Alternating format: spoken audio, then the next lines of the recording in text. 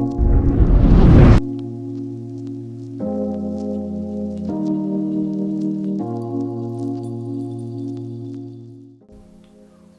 good, ladies and gentlemen? My name is Michael, and today we're going to be talking about ketogenic diets, fad or fact. And what I mean by that is, if you haven't heard of it already, you're likely to hear of it soon by someone you know, whether they're trying to lose weight or just be healthier. We're going to go into what we know so far of ketogenic diets and if it could be the right diet for you.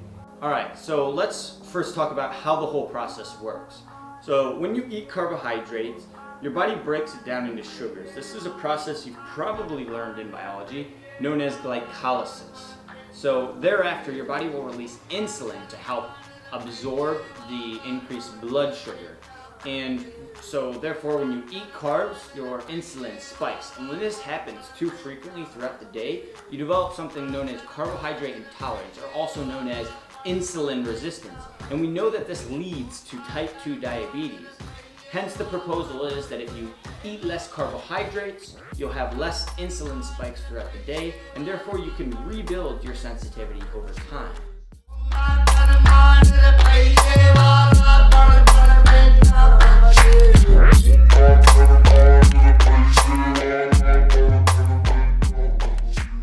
So we know that diets rich in sugar, simple carbohydrates, are associated with a lot of risks, such as metabolic syndrome, cardiovascular disease, insulin resistance, type 2 diabetes, and those are just to name a few. That's why doctors recommend that you eat complex carbohydrates over simple sugars, is because it takes longer for those complex carbohydrates to break down. As a result, diets with a restrictive carbohydrate intake have not only been proposed, but are gaining notable attention, enough to warrant an investigation via this video. Now, among these carbohydrate restrictive diets, ketogenic diets seem to be the most popular at the moment. And that's where an individual does not consume more than 50 grams of carbs per day, because if you eat too many carbs, it won't get you into a state known as ketosis. We'll get into that later. So 50 grams or under of carbs a day, moderate amount of protein, and a high amount of fat. And since the agricultural revolution, the Western diet has been highly fueled by carbohydrates, right? You think that's what wheat is, that's what corn is, that's what grain is. Therefore, when you switch from a Western diet to a ketogenic diet, it's recommended that you would increase your fat gradually and decrease your carbs gradually to prevent like a crash of supply level, because it's going to take your body roughly 2 to 3 weeks to adapt. And in this same, idea, it's recommended that if you go from a ketogenic diet back to a Western diet, that you would gradually decrease your fat and then gradually increase your carbs over time.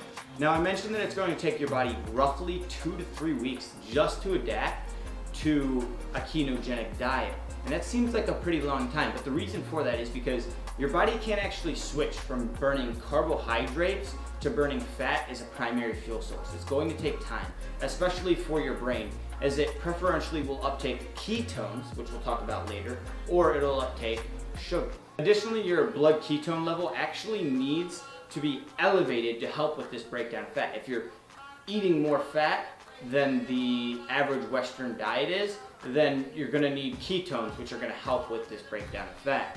And when your ketone level is elevated, generally it's between 1 and 2 millimolar.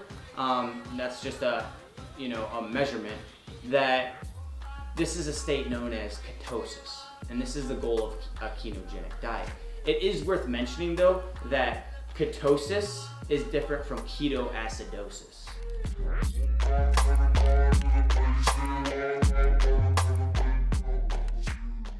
Now, oftentimes we'll actually use rodents instead of humans in clinical trials because there's a lot of benefits. You can control all the variables and still stay ethical. You can reproduce them and interbred them to be identical. They reproduce faster, they have shorter lifespans, so you can go through generations.